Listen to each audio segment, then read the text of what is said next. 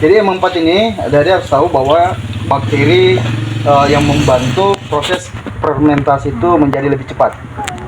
Nah, jadi sebenarnya silase itu adalah pakan fermentasi atau pakan yang dibuat untuk memperpanjang masa simpan. Nah, itu biasanya kalau di luar negeri itu biasa ngambilnya di musim rumput. Setelah itu biasa kalau musim hujan atau musim kemarau itu ditumpuk memang, dibuat memang. Jadi kalau masa-masa rumputnya susah tumbuh, dia baru kasih makan yang dibuat. Nah, jadi ini masa simpannya biasa 6 bulan sampai 1 tahun. Nah, jadi makanya peternak-peternak kota itu lebih buat kayak begini, pakan silase, karena dia tidak ngarit. Satu kali ngarit, dia bisa kasih makan sapinya itu berhari-hari. Atau seperti itu.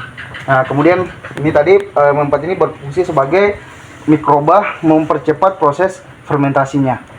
Jadi kalau kita atau juga merombak kandungan yang ada di dalam rumput ini menjadi salah satu bahan yang mudah diserap sama sapi.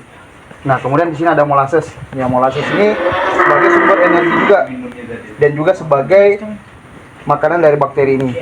Nah, molasses ini terbuat dari tetes tebu. Jadi di pabrik gula itu ada pembuatan gula. Nah, di pembuatan gula itu ada limbahnya. Nah, limbahnya itu adalah molasses. Nah, alternatifnya untuk mengganti molasses ini bisa menggunakan gula pasir atau gula merah. Pak, bagaimana kalau tidak ada? Itu tidak apa-apa. Nah, tidak ada pun tidak apa-apa. Yang penting ini ada. Tapi intinya kalau silase itu aslinya, silase itu adalah pakan yang dari rumput segar itu langsung dimasukkan ke dalam tong, di tong plastik itu tanpa ada tambahan apapun. Jadi cukup menggunakan rumput segar, kemudian dimasukkan ke dalam bak plastik, drum, kemudian disimpan sampai 1 minggu, setelah itu bisa diberikan. Nah, tapi karena ini ada model fermentasi, jadi kita juga mau menginginkan pakan yang kita hasilkan ini menjadi pakan yang komplit dan banyak mengandung protein, nutrisi. Nah, makanya kita campur-campur. Kemudian ada garam. Garam sini sebagai mineralnya. Karena sapi itu biasa kalau ada asin-asin itu dia suka.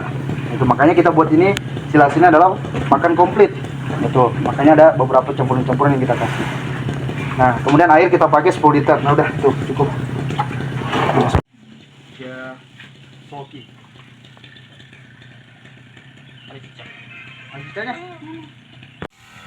Nah, itu nanti larutannya itu setiap lapisan disiram lagi, setiap lapisan disiram lagi.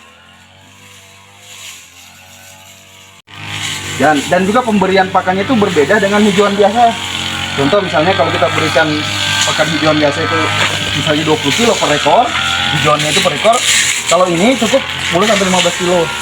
Jadi ada perbedaannya. Jadi lebih sedikit pakannya.